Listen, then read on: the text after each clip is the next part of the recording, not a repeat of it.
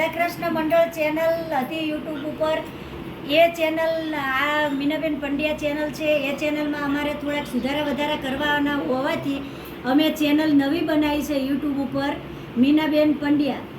આ ચેનલને અમારી બને એટલી આગળ વધારો, બને એટલી સબસ્ક્રાઈબ કરો.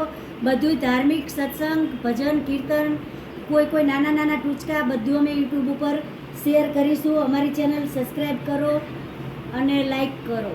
વક્રતુંડ મહાકાર્ય સૂર્યકોટિ સમપ્રભ નિર્વિઘ્ન